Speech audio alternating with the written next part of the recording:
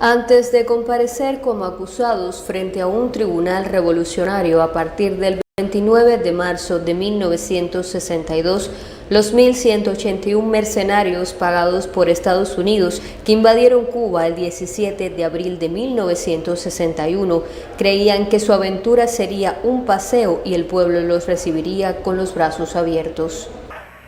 Ante la inminencia que se deduce de todos los hechos de las últimas semanas y del cobarde ataque de ayer, de la agresión de los mercenarios, marchemos a las casas de los milicianos, formemos los batallones y pongámonos a salirle al frente al enemigo con el himno nacional, con la estrofa del himno patriótico, con el grito de al combate, con la convicción de que morir por la patria es vivir. El proceso judicial tuvo como sede el Castillo del Príncipe en La Habana entre el 29 de marzo y el 4 de abril de 1962 y a casi un año de la proclamada primera gran derrota del imperialismo en América. Se develaron al mundo los detalles de la artera agresión planificada, financiada y organizada por el gobierno de Estados Unidos desde mayo de 1960.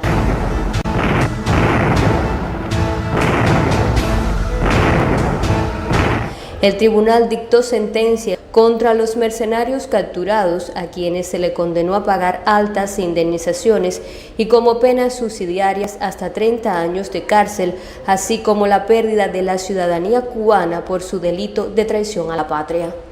Lo que no pueden perdonarnos los imperialistas es que estemos aquí y que hayamos hecho una revolución socialista en las propias narices de los Estados Unidos y que esa revolución socialista la defendemos con esos fusiles.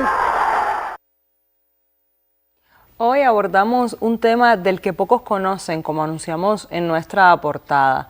Cuando se habla de Playa Girón, siempre se recuerdan aquellos 3 días en que nuestro pueblo se vistió de miliciano y derrotó a los invasores, demostrando al mundo que Cuba no renunciaría a su decisión de llevar adelante una revolución socialista. Hoy apostamos por conocer acerca de los juicios llevados a cabo a los mercenarios que invadieron a nuestro país a propósito de cumplirse 63 años de que iniciaran. Por lo que damos ya la bienvenida en este primer tiempo al investigador e historiador Andrés Saldívar Diegues. Muy buenos días, profesor. Usted, que es especialista en estos temas, que ha escrito libros además al respecto. Mi primera pregunta, profesor Saldívar, se impone como esta primera interrogante, que nos explique por qué se hacía necesario efectuar los juicios a quienes se sabían que eran culpables de los crímenes por los que respondían ante los tribunales de la justicia revolucionaria. Sí, cómo no. Muchas gracias por la invitación. El juicio se hizo necesario porque muy poco tiempo después de la invasión por Bahía de Cochinos, la última batalla fue en Playa Girón. Relativamente poco después del juicio, Cuba ofreció, sin hacer juicio alguno, un canje de los mercenarios. Y pocos días después, el presidente Kennedy dijo que ¿qué piensa Cuba? Que vamos, o sea, que con una postura arrogante, a pesar de que Kennedy había tenido que hacer responsable de la invasión, pocos días después no aceptó de primera intención pagar. Lo que Cuba exigía era 500 tractores de rueda pesados para desarrollar el proceso constructivo. Ese proceso se desarrolló durante prácticamente todo el año 1961. Llegó el momento, sobre todo después de la crisis de octubre, en que ya se hizo evidente que las acciones que se habían desarrollado para resolver de una forma sencilla, Fidel le propuso primero esa ayuda, digamos, ese canje por aquellos tractores pesados, 500. Luego, cuando ellos dijeron, ¿pero qué se le ocurre a Fidel? Cambiar personas por equipos. Fidel le dijo, bueno, los canjeamos por los presos que tienen ustedes en revolucionarios en sus cárceles, por los presos puertorriqueños, por los presos que tiene el franquismo en España. Tampoco accedieron. Y ya entrando 1962, si ya era necesario aplicar la justicia, o sea, el proceso judicial que trajo consigo el juicio que hoy recordamos. Y se conoce que muchos de los que arribaron por las costas de Playa Girón eran esbirros y asesinos que al triunfo revolucionario del 1 de enero de 1959 abandonaron la isla. ¿Pudiese detallarnos, profesor, quiénes eran en su mayoría estos mercenarios? ¿Te refieres a los que habían sido culpables de asesinatos antes del triunfo de la revolución? Había un pequeño grupo dentro de de la cifra considerable. Se llevaron 1.181 de aquellos mercenarios a este juicio que hoy recordamos, pero 14 de ellos habían sido ya juzgados desde el 8 de septiembre del 61, no como estos que se juzgaron en el Castillo del Príncipe, sino que aquellos en la sala de la audiencia de las villas se juzgaron. De entre ellos, asesinos, 4 de ellos, bueno, Emilio Soler Puig, asesino desde la década del 50, con una hoja de crímenes, asesino de cubanos y asesino de dominicanos pagados por el tirano Trujillo. Estaban otros 4, King, el chino King, deleznable, 4 de ellos que fueron condenados a la pena capital, y otros, hasta la cifra de 14, que también por su actitud de torturas, de maltratos, de participación, de colaboración en aquellos asesinatos, fueron condenados a 30 años de prisión. Ese juicio previo fue el 8 de septiembre del 61. Por eso, del total de mercenarios capturados, excepto estos 14, excepto 9 que habían perecido en un accidente, excepto uno que se había escapado, uno de los que se detuvo, abusando de la confianza, un hombre que ojalá haya tiempo para hablar quién fue el que se escapó, para demostrar, ojalá haya tiempo para explicarlo. Pero bueno, esa es la esencia de a quienes se juzgó antes. ¿Y qué significó entonces realizar este proceso judicial en el que se mostró a todo nuestro pueblo la calaña de la que estaban hechos los invasores? Bueno, era importante. A mí me gustaría hablar aquí, no sé si sería el momento, no sé si posteriormente. Era importante por 2 causas. Primero, los que se juzgaron habían sido los que habían llevado a vías de hecho lo que había aprobado el gobierno de Estados Unidos desde marzo de 1960, que el 17 de marzo del 60, que el presidente Eisenhower aprobó el plan de la CIA, que se llamaba un programa de acción encubierta contra el régimen de Castro, que tuvo 4 direcciones, 4 líneas. Una de esas líneas era crear la contrarrevolución se puede afirmar, no existía una contrarrevolución en Cuba organizada si no llega a ser organizada por Estados Unidos.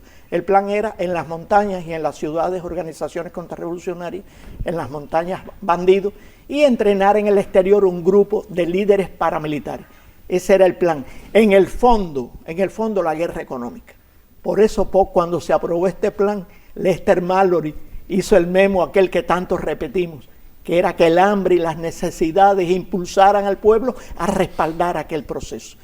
El plan de ellos no pudieron, porque implicaba un levantamiento contrarrevolucionario que no pudieron lograrlo, porque el pueblo siempre aquí ha defendido la revolución y no sabían qué hacer. En octubre del 60, Cuba hizo desaparecer ya los focos de bandidismo que habían creado en las montañas.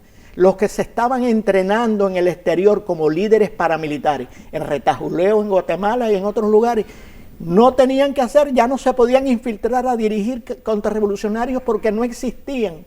Y entonces no les quedó más remedio que en noviembre del 60 crear la Brigada 2506 para una invasión marítima y aérea del país. Eso había que juzgarlo, pero adicionalmente se juzgaron a los autores materiales de la invasión, pero lo más importante que dijo el fiscal en la exposición del fiscal en el juicio, que también se sentaba allí en el banquillo de los acusados, el gobierno de Estados Unidos, que era el responsable de aquella invasión. Profesor, y en este momento de la historia de Cuba, a principios de la Revolución Cubana, ¿cuán cuidadoso, al tiempo que enérgico, se fue en este periodo en el que se mostraron todas las evidencias ante los tribunales de la participación consciente de cada uno de los invasores pagados por los Estados Unidos? Yo pienso, me gusta de esa pregunta, como tú dices, ¿cuán cuidadoso se fue? El comportamiento ético de la Revolución con aquellas personas que vinieron, que mataron. Algunos de los juzgados, de aquellos brigadistas, a veces le decimos brigadistas porque eran de la Brigada 2506, muchas de aquellas personas dijeron en el juicio, resulta insólito que no solamente la declaración pública de Fidel Castro, sino los milicianos que los detuvieron, que allí no hubo vejaciones, que allí no hubo galletas, que allí no hubo golpes, un comportamiento ético muy, muy grande por parte de la revolución. Hasta el punto, aquel que yo decía que se escapó, era una persona que cuando estaban localizando después de la batalla, una persona acostada y dando gritos, Fidel dijo rápidamente, este hombre tiene, no recuerdo ahora el título, una dolencia que había que operarla, y dijo, llévense a este hombre, que lo operen ahora mismo. Y a ese hombre operado lo mandaron a un centro de donde se escapó él solo, un centro a recuperar. ¿Qué comportamiento ético es ese? Se escapó y se asiló en una embajada. Pero adicionalmente, ¿qué invasión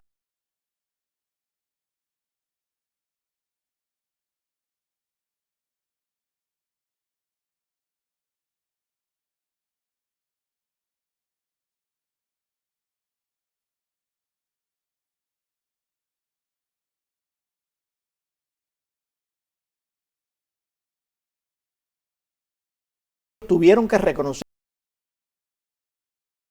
Tratamiento de salud, buena alimentación, etcétera. Pero por lo que fueron juzgados, se ha dicho en lo que se ha proyectado, lo fundamental por lo que se juzgaron fue por traición a la patria.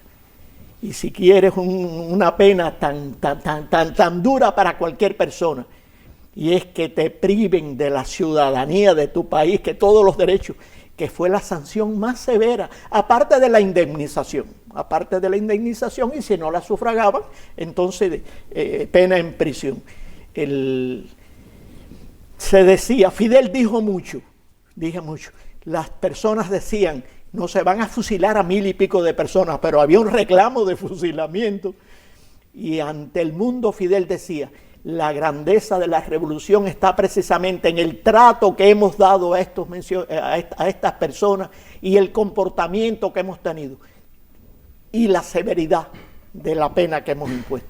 Yo pienso que me alegro enormemente que esto sea destacado en este programa, me alegro enormemente. Profesor, y usted en sus respuestas ha mencionado al movimiento 2506 y le quiero preguntar que profundice con datos acerca de la responsabilidad que tuvo la Brigada 2506 en la invasión de abril de 1961. Sí, como no, son los ejecutores. Yo había dicho previamente que el plan original de ellos, que eran las 4 líneas que aprobó el presidente Eisenhower, una de ellas que era la creación de una fuerza militar en el exterior para que se entrenaran, ya eso lo dije antes. Cuando en finales de octubre se había hecho la primera limpia en el Escambray y se había acabado con el bandidismo, tuvieron que convertirse en una brigada de asalto. Los que conocen, los que han pasado el servicio militar, etcétera, saben que los militares organizados militarmente se forman y a partir de un número, el número que ellos escogieron para iniciar la numeración de los soldados era 25 y uno tenía que decir 01, 02, 03, 04, al que le correspondió el número 2506 en los entrenamientos que ya comenzaron de brigada de asalto, de enfrentamiento militar según los cánones de la Segunda Guerra Mundial, de la Guerra de Corea. El hombre se despeñó y se mató. Y entonces aquellos integrantes acordaron denominar la brigada con el número de aquel. Algunos dicen, empezaron mal, porque a todos lo que asumieron fue el muerto. lo que asumieron, la Brigada 2506. Se organizaron el jefe de la 2506, Manuel Pérez San Román, proveniente del ejército bastitiano, el segundo jefe, Erneido Oliva, proveniente del ejército bastitiano, el jefe político de la tropa, ahorita digo el nombre, el jefe político de la tropa,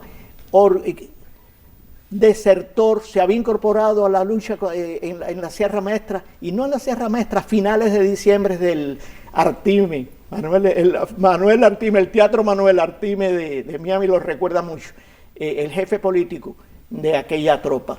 ¿Les correspondió a ellos dirigir las batallas? No.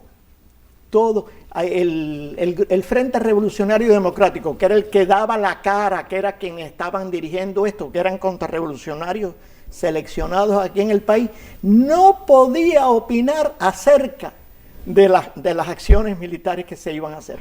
Profesor, yo le propongo ahora hacer un alto en el diálogo para ampliar otros temas que son noticia a esta hora. Más adelante volveremos con usted a este set para continuar la entrevista con el historiador e investigador Andrés Saldívar Diegues. Profesor, por favor, permanezca junto a nosotros en compañía de nuestra revista que se suma también a esta recordación de los hechos. Usted continúe en nuestra compañía. Muy buenos días.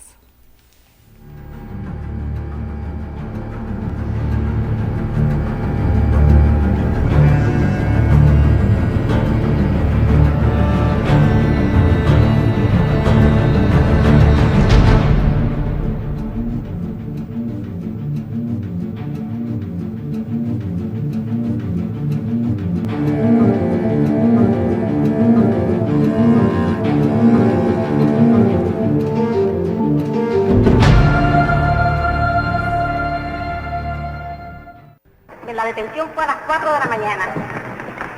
Traigo aquí porque lo conservaba porque que me enfrentaría algún día delante de ti. ¿Te acuerdas que te lo dije? Esta es la vaca. Verán que por aquí tiene sangre todavía. Porque me dio una patada en el vientre y tuve una hemorragia.